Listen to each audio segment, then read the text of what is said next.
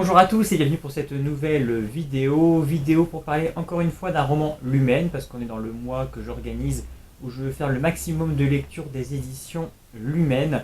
J'organise également en parallèle un petit concours tournoi sur Instagram via des votes pour élire selon vous le meilleur roman Lumen. Donc n'hésitez pas à rejoindre mon compte Instagram, que vous avez le lien en info, pour rejoindre, pour participer à ce tournoi, voter et élire votre roman Lumen préféré. Aujourd'hui, je suis là pour vous parler donc de In the After de Demetria Luneta, donc aux éditions Lumen.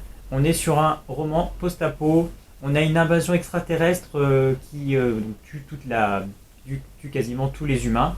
On va suivre une jeune fille qui a survécu parce que par chance, sa maison est entourée de barbelés électriques qui l'ont protégée de ces aliens. Et au bout d'un moment, elle est obligée de sortir de chez elle pour aller chercher de la nourriture. Donc, dans sa maison, elle a pu observer un petit peu comment se comportaient ces monstres, ces créatures, ces aliens, pour voir un petit peu comment elle peut réussir à leur échapper si elle tente une excursion. Et elle se rend compte que la nuit, si elle est discrète, il ne la voit pas et elle peut donc faire du ravitaillement. Et au cours d'une de ces expéditions, elle va rencontrer un enfant qu'elle va recueillir, qu'elle va donc appeler Baby, et elle va le prendre sous son aile. Et donc du coup, ils vont tous les deux à tenter de survivre dans cet univers post-apo où visiblement ils seraient peut-être les seuls survivants, jusqu'à évidemment qu'elle tombe sur d'autres survivants. Et là, va partir toute une histoire à partir de là. J'ai beaucoup aimé ce roman. Je trouve que c'est très bien écrit.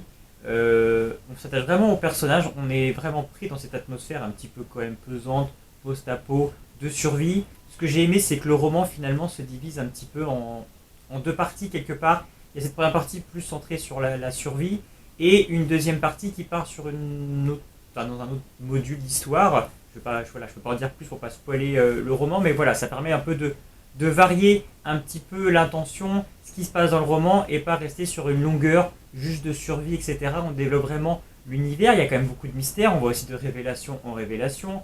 Encore une fois, même si ça ne renouvelle pas forcément le genre, c'est des choses qui ont déjà été vues. On est quand même dans une histoire qui va nous montrer que les monstres ne sont pas forcément ce qu'on pense, bien évidemment. Donc voilà, il y a quand même beaucoup de choses qui sont développées. On s'attache vraiment très fort au personnage. Et j'ai bien aimé justement dans cette deuxième partie la manière qu'elle a fait l'écriture, où pour une raison au fait X ou Y, notre héroïne a perdu la mémoire et elle va le retrouver finalement au fur et à mesure du récit, en fait en même temps que nous. Donc c'est plutôt intéressant, en fait on est finalement comme si on était l'héroïne et on redécouvre la vérité, etc. Donc c'était plutôt bien foutu au niveau de l'écriture à ce niveau-là. Donc vraiment, j'ai très bien aimé ce premier tome. Il s'agit d'une duologie, il me semble. Il y a un deuxième tome qui va sûrement dépeindre un autre pan de l'univers qu'elle a voulu nous présenter. Donc j'ai très hâte de le découvrir comment tout ça va se terminer. Mais en tout cas, ça faisait vraiment extrêmement plaisir de relire du post-apo. Ça faisait un petit moment que je n'en avais pas lu.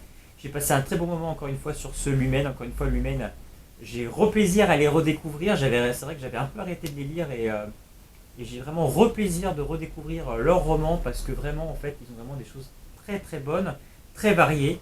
Et donc j'ai hâte de lire un autre Lumen pour vous le présenter très prochainement. Si vous aussi vous avez lu In the After, n'hésitez pas à me laisser un petit commentaire en dessous. Et puis sinon, on se retrouve bientôt pour une prochaine vidéo.